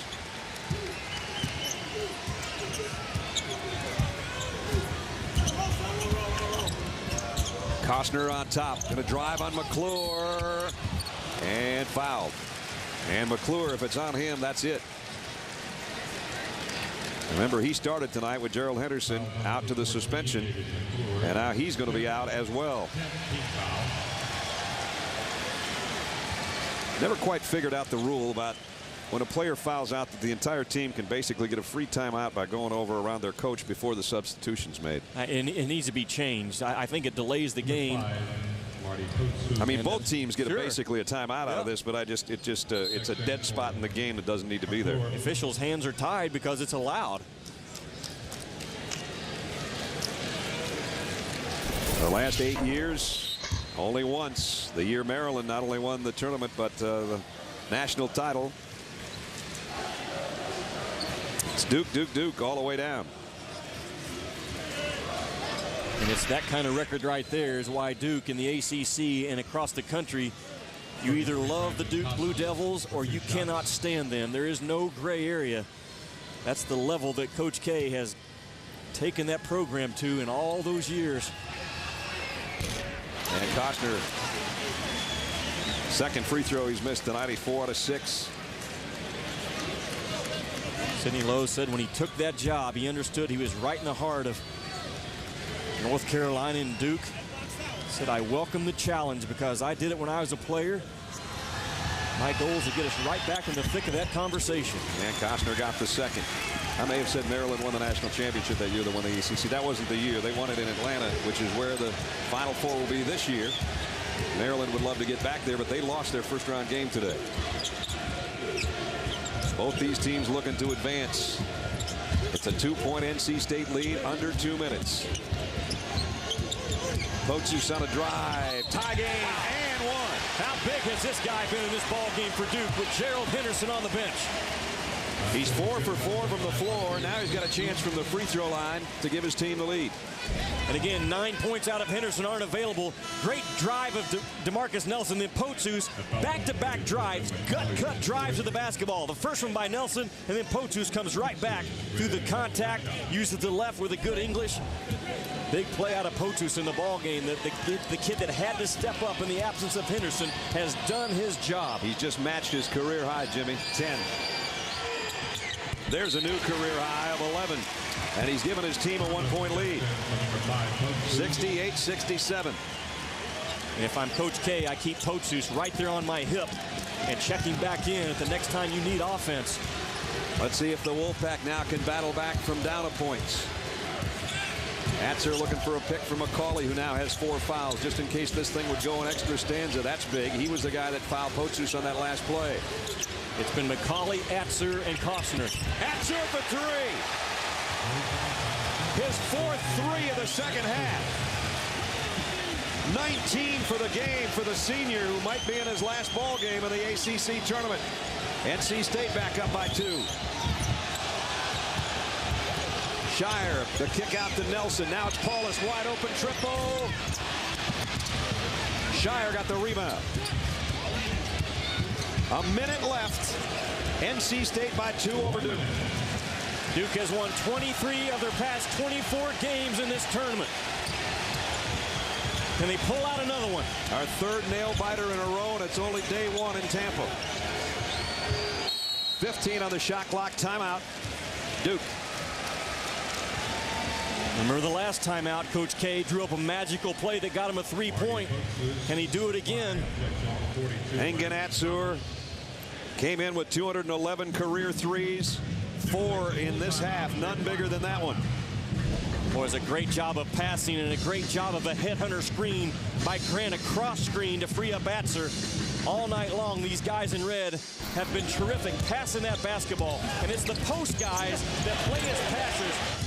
Costner and McCauley, Brad, time and time again, they are passing post in this ball game. The offense has stayed in the hands of Costner, McCauley, and Atzur. Grant and Fells have filled in a little bit for the most part. McCauley to Costner, Costner to Atzur, Atzur to McCauley. It's been a triangle, and that triangle has worked awfully well for NC State. That shot by Atzur, that reverse layup, is one of the best shots we've maybe seen all year. But the 3-pointer he just hit, this is a guy that did not score in the first half.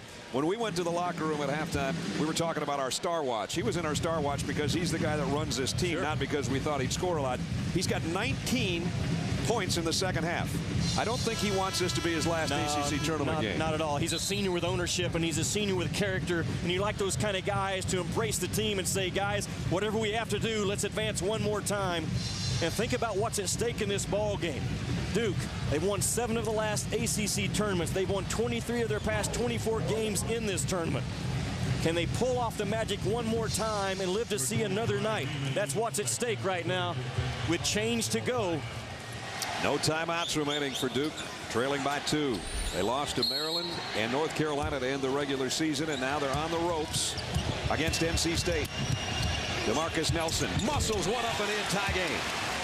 Over the years, Duke, as good as anyone in the country, coming out of a timeout in late game, late clock situations and executing the play and scoring. It's happened twice in the last 3 minutes right now out of a Coach K timeout. Boy, another tie game at 70. Here's the play Jimmy's talking about. DeMarcus Nelson says, I'm not going to be denied. Well, a lot of times the out-of-bounds guy is the most dangerous guy. Nelson made the out-of-bounds pass and then stepped right back in, and all he was thinking was drive the left side of that lane because they've isolated me. A terrific execution on the board and bring it to the floor for the Duke Blue Devils when they had to have it. There's the numbers on DeMarcus Nelson, almost a double-double. Can NC State upset Duke? We had an upset earlier today. The Maryland-Miami game.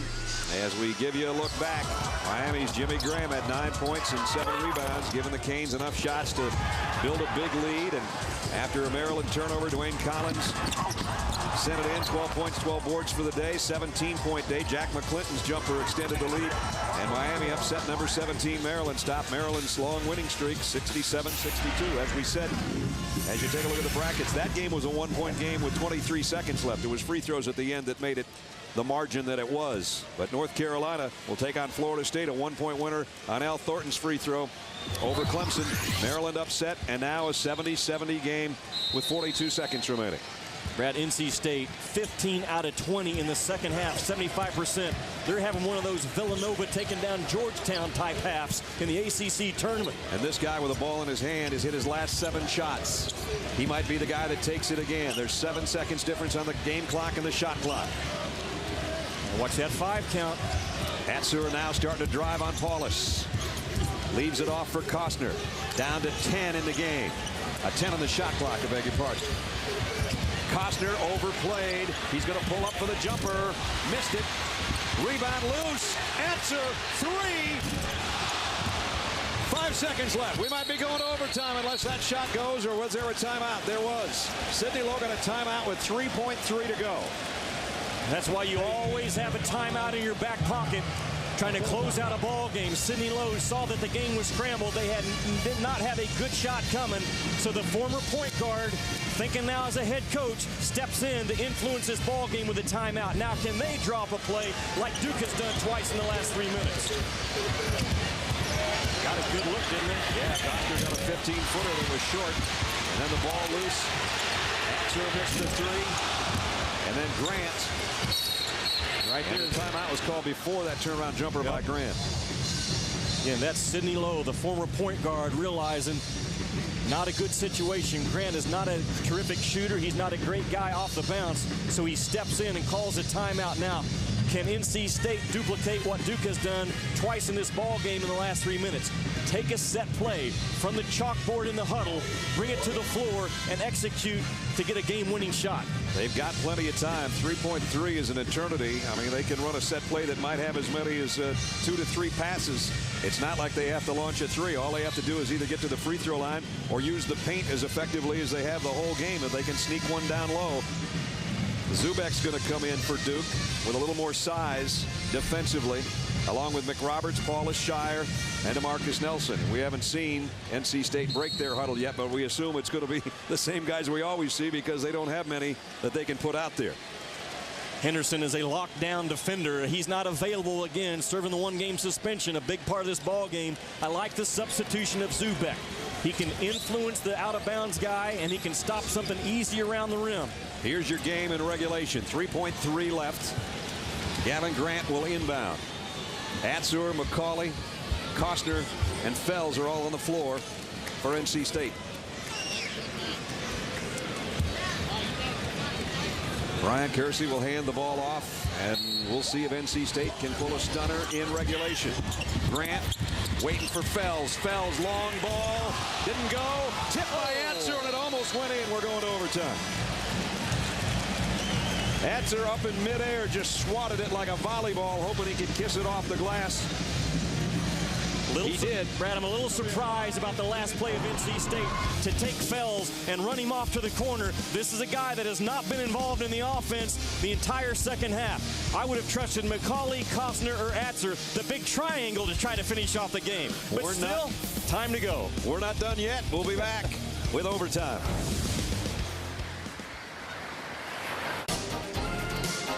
All right, Dave, last overtime game, the championship game in 04, when we said that was the only year in the last 8 that Duke didn't win the ACC championship. Maryland beat them in OT, and now we're in overtime. 70 apiece between North Carolina State And the Duke Blue Devils ranked 21st in the country. This has been everything we asked for, partner, and a little bit more. And I think Duke's thinking that right now. They'll take the overtime because that was plenty of time.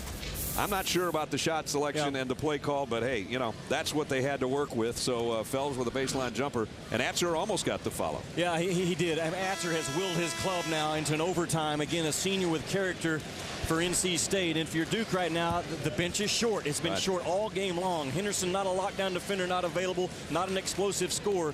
Can they find a way to keep their streak alive in the ACC tournament?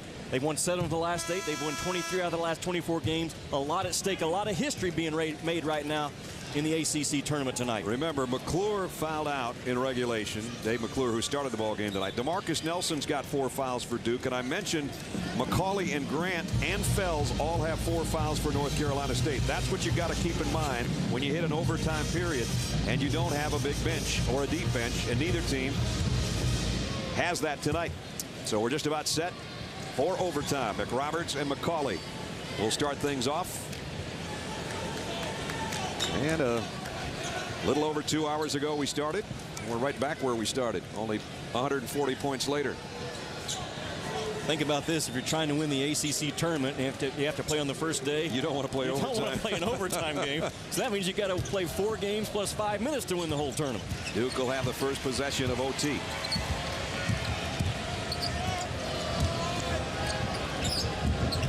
Three-man weave up top has been good to Duke in this ball game. Nelson from 18 couldn't get it. McCauley the rebound.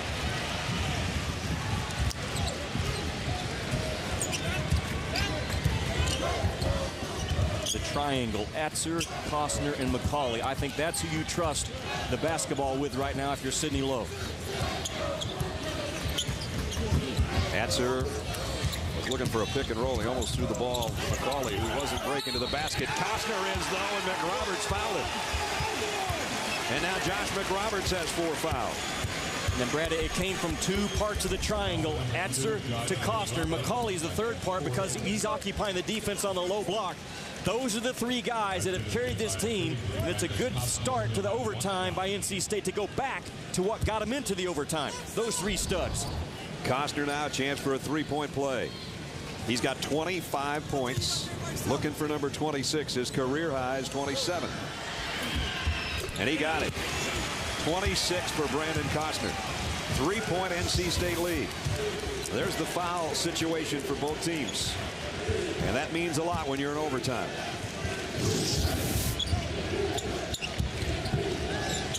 Paulus on a drive. Nobody cut him off. Easy bucket for Greg Paulus, and Greg's got 18. We're getting a nice hip screen by McRoberts to hold his ground and shield off his defender to open up the alley for Paulus. Fells almost walked with it, dumps it down to Costner, muscled it up there, and he's going to go to the free throw line. Is it on McRoberts? No, it's not. It's on Paulus. Brad, watch McRoberts right here step in and seal, and that seal right there creates the driving alley or the avenue for Greg Paulus. You don't get an assist for that play if you're McRoberts, but if you're Paulus and Coach K and the rest of the Dukies, you say, hey, nice assist, because that's just as good as a pass. 1 short of his career high. Brandon Costner. And has matched it now. And that career high was against University of North Carolina Wilmington. With all due respect to North Carolina Wilmington, this is Duke he's doing it against. Costner, a former McDonald's All-American. That's 1 on the floor for NC State. Duke brought 6 of those into the gym tonight. And he's got a new career high. 28 for Brandon Costner. On the all-freshman team, maybe thinks he should have been the freshman of the year. He's playing like a veteran right now, I'll tell you that much. We're down to 3:35 in overtime. And it's a 3-point NC State lead. What, Shire's been a little quiet in this second half.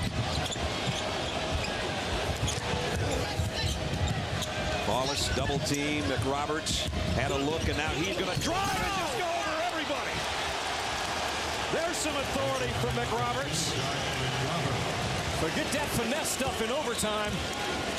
Attack that rim with a purpose. You know, he inhaled at the top of the circle like, here comes the engine, and I'm full of steam. and he did roll all the way to the rack. Big time slam, and NC State almost turned it over. And Grant couldn't find anybody to pass it to, so he buries it on the baseline. He's a trustable guy from about 12 to 15 feet. Caught it, shot it with a nice rhythm. And can that big play by McRoberts, those 2 points, become maybe 4 or 6? That was a huge momentum bucket by Duke. Wallace, 2.5 minutes remaining. His team is down by 3. Here's McRoberts. Around and over McCauley. Just stay with it. Jimmy's talking about. Just stay with it until they stop that, Josh McRoberts. Just stay with it. Approaching 2 minutes in overtime. North Carolina State 77, Duke 76. First round of the ACC tournament. What a day it's been already. Georgia Tech and Wake Forest yet to come in the nightcap is McCauley with the left hand. No double team, no double down again by Duke on a touch by Costner and McCauley. I know they're afraid to do it because they're great passers, but at some point you got to make an adjustment because they're just ripping you up right now. Under 2 minutes in OT. McRoberts has been the hot hand, the guy that Duke's going to. He's thinking about going again, but he'll kick it out on top to Paulus. 15 on the shot clock. Paulus pull up 3, in and out. Rebound comes off to Gavin Grant, who just hit a big jumper on the other end. 3-point NC State lead, 1.5 minutes to go in overtime. Brad, I like the shot out of Paulus. He was in rhythm. He's a 45% three-point shooter. It's a good, clean look. Atzer's going to calmly use some clock. And then the bounce pass to McCauley, and he's fouled. How about that pass? And if that's DeMarcus Nelson's foul, he's gone. You talk about a smooth operator, Ingan Atzer, playing the game at the speed he wants to play it. You can pressure him and do all you want, and all he's going to do is turn his backside to you as a pressure release. His vision as a passer. Remember when I said foul trouble can be huge if you go to overtime? Well, DeMarcus Nelson's the second Duke starter to foul out. Duke takes their 30. Did you see the tempo that he came with that basketball as a passer? It was so slow motion until the pass itself had smoke on it. Yes, that's a. You know what? He plays the game with different speeds. His feet are one speed. His passing speed is another speed. When he wants to go to the basket, he can turn it on just a little bit. He's not a jet, but he's got change of pace ability about his game. Number 5, Marty Hooksu. Look at this. Bam, on top of you. Well, it's going to be on McRoberts and Paulus' shoulders now because DeMarcus Nelson's gone. And there's another great look at a man slam. Wow. But 2 Duke players have fouled out. DeMarcus Nelson joining Dave McClure. And at the free throw line has been McCauley on the other end. And he's got it. McCauley is 65% free throw shooter. And believe it or not, it's the first time he's been there tonight. Pretty efficient offense out of NC State in the overtime. 3 out of 3 and no turnovers. They haven't missed a field goal or a free throw so far. McCauley trying to keep that string alive. Got 1 of 2, and McRoberts with a rebound. 4-point game, matching the biggest lead of the night for NC State in overtime. McRoberts, can he come to the rescue? They bring it back out on side. Shire on a drive. McRoberts under 1 minute in overtime. No place to go, turns around and comes up short on a jumper, and Costner's got the rebound. NC State by 4 with 50 seconds left in overtime. A shocker in the making. Atzer guarded closely by Paulus, and a foul on Paulus. And Atzer will go to the free throw line. And the un-Duke-like season continues in this tournament. Playing for the first time since 1995 on the first day of the tournament.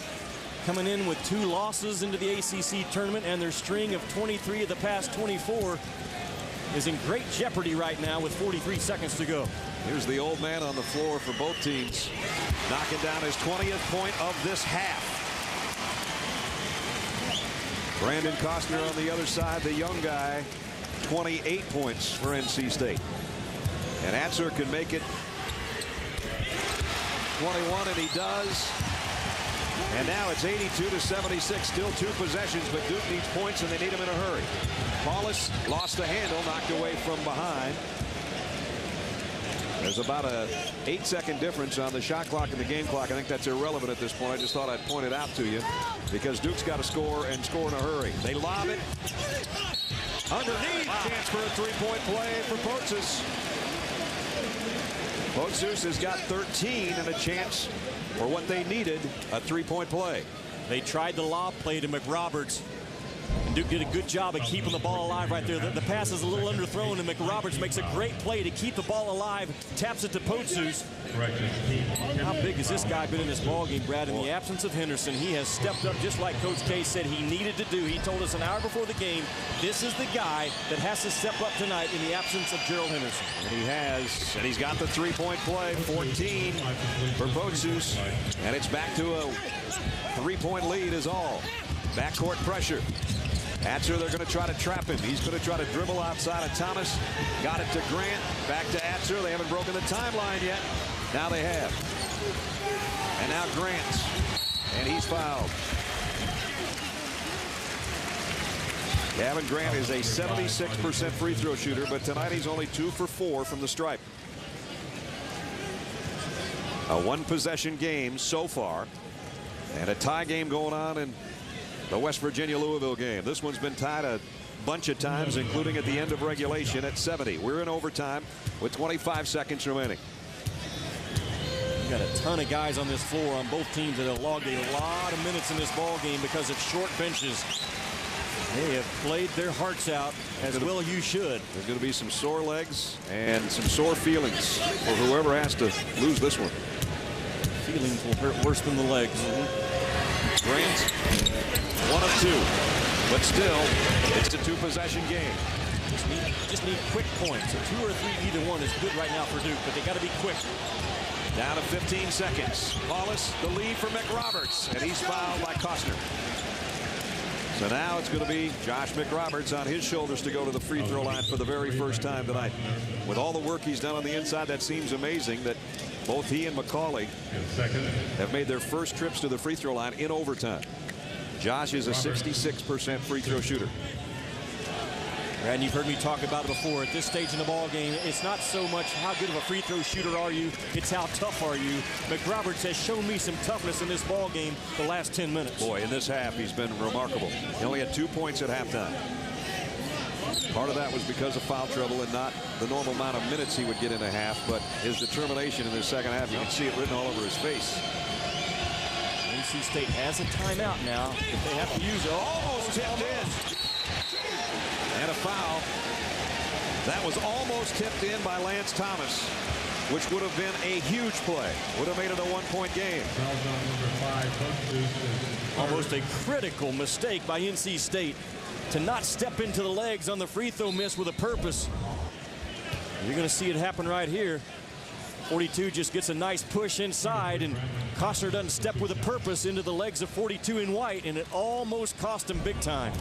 Costner to the free throw line. If he hits these two, it probably puts NC State over the top in this game, and it probably puts him on the ACC All-Tournament team regardless of what might happen tomorrow.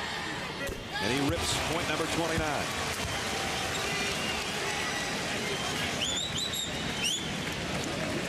Sidney Lowe about to put an end to that streak that Duke has been hammering folks in this tournament over the last 8 years. I wonder if Sid's flashing back to 24 years ago saying, you know what, I remember when I was a pretty good player in this tournament. I think he's enjoying the moment right now. 30 for Costner, 5-point NC State lead. Duke needs a 3 and a timeout with 11 seconds remaining. Well, I thought there was a timeout call. Maybe there wasn't. Maybe the officials stopped play. They're going to bring the ball way back into the backcourt. Josh, you can run, okay? I like the communication right there out of the official. Because the basket was made, McRoberts, because there's an error made in the officiating, he can still run the baseline. Good communication from official to player. Under 10 seconds. Paulus drives, lays it up off the glass, too high. NC State the rebound. Paulus the foul. The Wolfpack 5 seconds away from a stunner on day one. And now the NC State fans know it. So does the team. Wow. What a turn of events here. 3 upsets in day one. I don't know which one's bigger, Miami over Maryland or what's about to happen right now. I think it's this one right here. I understand the absence of Henderson was a major, major story in this ball game. When it happened on Sunday, you and I looked at each other and said, uh-oh, look out on Thursday night, what could happen? And it has come to fruition. Grant probably doesn't even have to make this next free throw. 5 seconds is not a lot of time for Duke to get it down court. And they are down 5. If it was a 3-point game, it would be a difference. It is 5. McRoberts gets the rebound, dribbling up court. Final couple seconds. Runner for him won't go. NC State is picked off. Number 21, Duke, in day one in Tampa. And I go back to Sidney Lowe on Saturday when they lost at Maryland. He kept his club in the locker room for 30 minutes and drove home the point as a former NC State player. We are not going to go to Tampa with this same kind of effort. I think he started that victory that afternoon in the locker room up in College Park, Maryland. I don't know if you folks at home were keeping track and you opened up your ACC tournament bracket or ripped it out of the newspaper and said, okay, here's what's going to happen. Florida State's going to play North Carolina. Probably not what you were thinking. Miami's going to play Boston College. I know you weren't thinking that. And NC State's going to play Virginia. You didn't think that either, did you? Boy, Georgia Tech better watch out for Wake Forest in the nightcap tonight. That's going to wrap it up. What an overtime thriller. NC State wins it 85-80.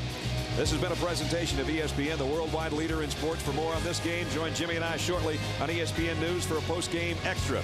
For Jimmy Dykes and our entire ESPN2 crew, Brad Nessler saying so long from Tampa. Let's head it back to the studio. Dave Revson. Dave, whew, we had a good one here, partner.